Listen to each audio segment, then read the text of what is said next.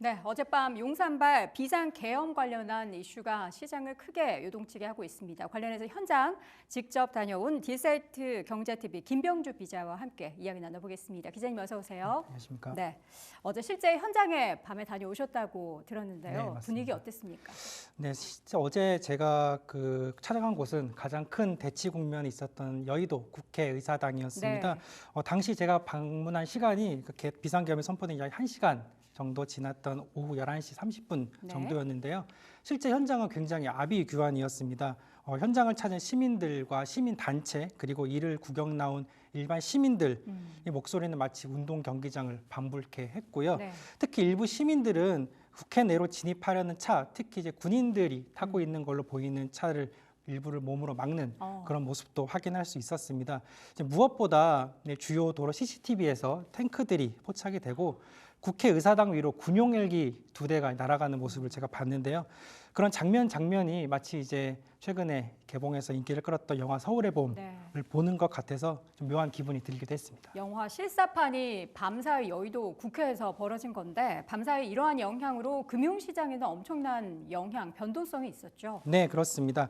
어제 밤부터 오늘 새벽까지 이어진 용산발 비상계엄 선포 이슈는 대한민국 전반을 들썩이게 했고요. 네. 특히 국내 금융시장도 간밤에 상당히 요동쳤습니다. 환율도 올해 들어 역대급 수준으로 치솟았고 트럼프 대통령 당선 이후 우상향을 보였던 비트코인을 비롯한 가상화폐도 순식간에 수십 %가량 추락을 했습니다. 이뿐만이 아니라 야간 선물 옵션 지수 그리고 미국 나스닥 등 해외 증시에 상장된 국내 기업들의 주가도 비교적 큰 폭으로 하락세를 보이기도 했습니다.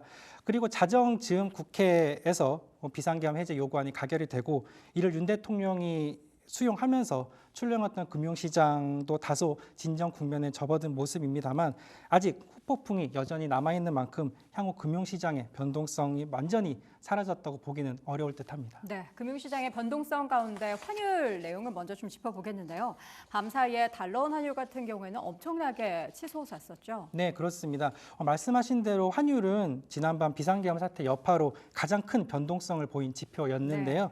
이날 월달러 환율은 비상계엄 선포 그리고 국회 비상계엄 해제 요구안 가결 사이 약 4시간 동안 그야말로 롤러코스터를 탔습니다.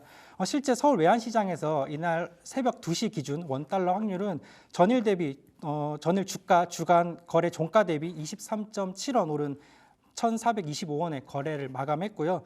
그리고 특히 비상계엄 선포 소식이 전해진 오후 10시 30분을 기점으로 원달러 환율이 1,442원까지 급격히 상승하기도 했습니다. 이는 지난 2022년 10월 장중 고점인 1,444.2원 이후 2년 2개월 만에 가장 높은 수준이었습니다. 여기서 멈추지 않았고요. 급기야 1,446원대도 터치를 하게 했는데 이건 지난 2009년 3월 1,488원 이후 무려 15년 8개월 만에 고점 기록을 갈아치우게 이르는 겁니다. 네. 환율, 달러 환율이 가장 크게 이렇게 요동칠 수밖에 없었던 이유가 있을까요? 네, 일단 가장 핵심적인 이유는 지금 계속 언론에서도 얘기가 되고 있는 윤석열 대통령의 갑작스러운 비상계엄 선언이라고 볼 수 있습니다. 윤석열 대통령이 비상계엄 선언이 외환시장의 불확실성을 증폭시켰다는 겁니다. 특히 우리나라의 경우에는 그동안 대북 리스크 같은 외부 요인이 외환시장의 대표적인 불안 요소로 꼽혀왔습니다. 다만 이번 사태의 경우에는 그런 외부 요인이 아니라 국내 정치적 불안정성 그리고 이로 인한 대외 신뢰도 악화라는 점에서 그간의 환율 폭등과는 다소 대비된다 볼 수가 있습니다. 특히 가장 최근에 원달러 확률이 폭등했던 지난 2022년 약 1,332원까지 그때 치솟았는데요. 당시에는 미국 중앙은행의 경우 연준의 금리 인상 그리고 글로벌 경기 침체 우려가 국내 외환시장에 영향을 줬습니다.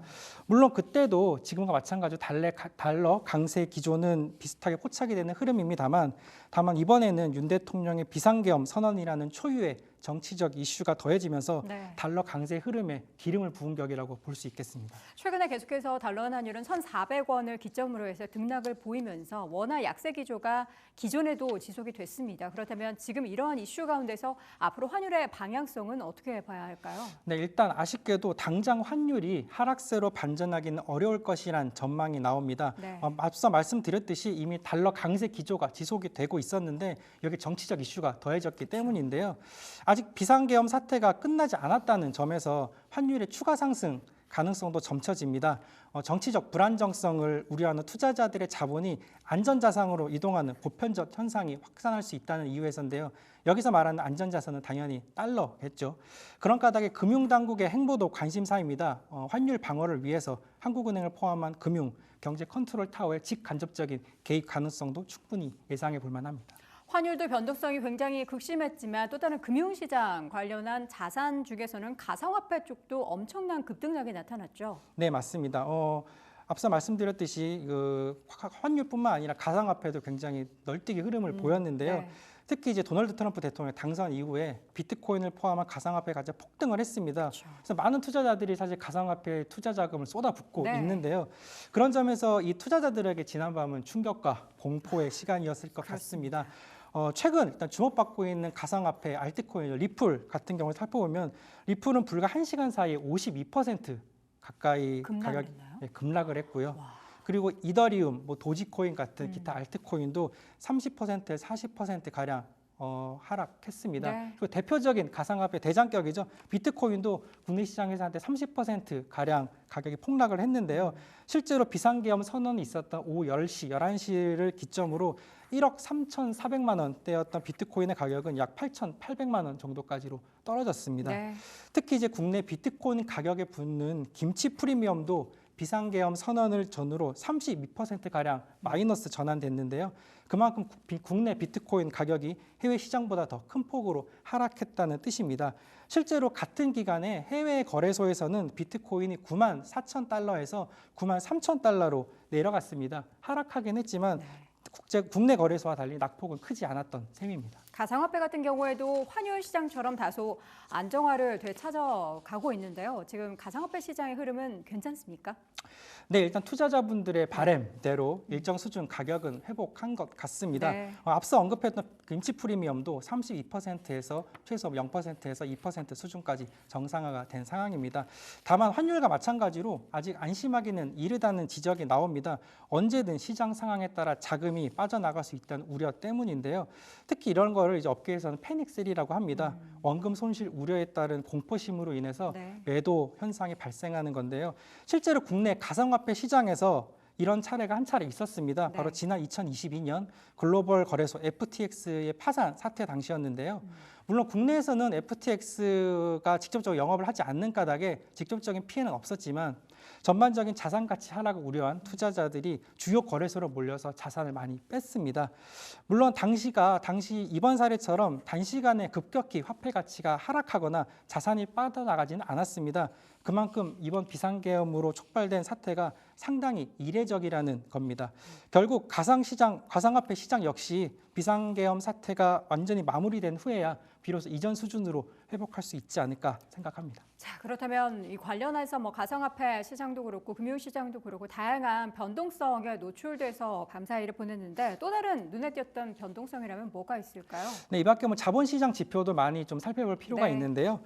계엄령 선포 여파에 일단 코스피 200 야간 선물은 장중한 때 5%가량 급락하면서 불안한 흐름을 보였습니다. 네.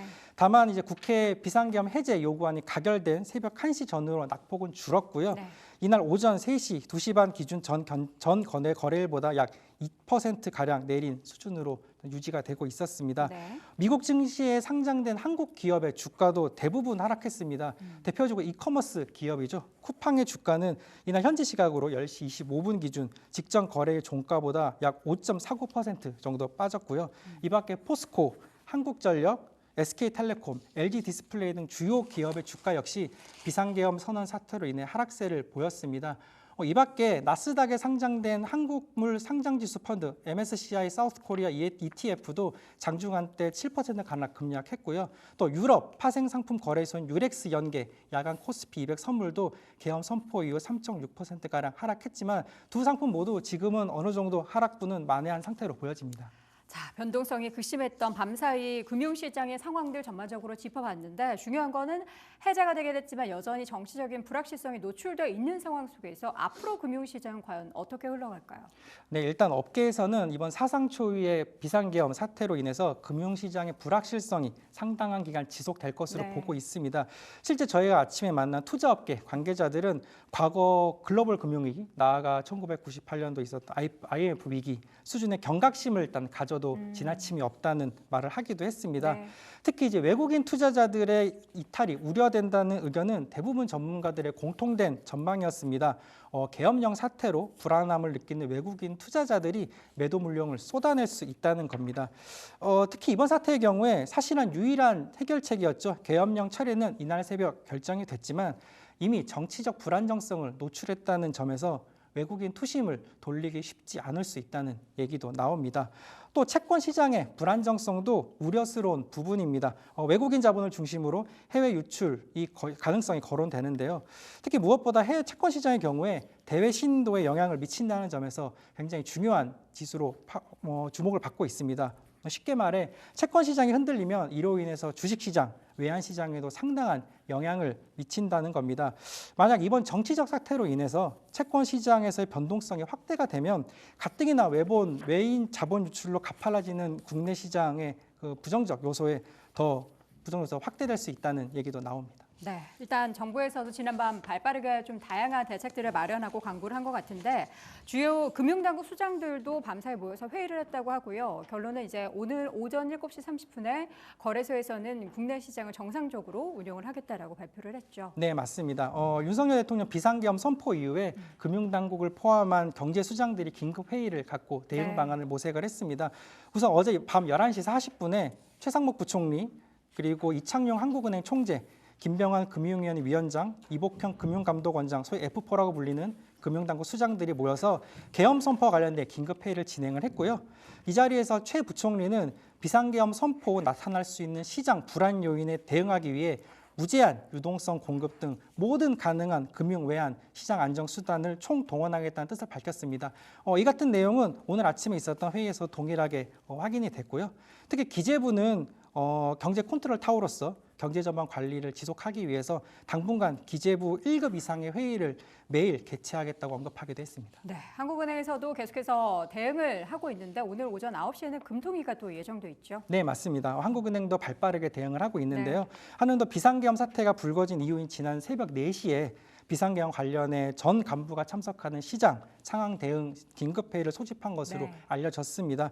또 이날 오전에는 현 상황과 시장 안정화 조치를 논의할 임시금융통화위원회 금통위도 개최할 예정인데요. 현행법상 한은법상 임시금통위는 의장 또는 금통위원 2명 이상의 요구가 있을 경우에 열릴 수 있습니다. 통상적으로 경제상이 급변하거나 변동성이 심해서 다음 금통위까지 기다리기가 어려울 때 임시 금통위를 열기도 하는데요. 참고로 마지막으로 금통위가 임시 금통위를 열었던 시기는 지난 2020년 3월이었습니다. 그 당시 코로나19 대응을 위해서 금리 0.5%포인트 인하를 결정을 했었는데요. 그때 이후에 약 4년 9개월 만에 임시 금통위가 소집되는 겁니다. 네, 자 이렇게 해서 비상계엄 선포와 해제 그 사이에 있어서의 금융시장에 변동성이 있었던 움직임 자세하게 확인해봤습니다. 디사이트 경제TV 김병주 기자와 함께했습니다. 고맙습니다. 감사합니다.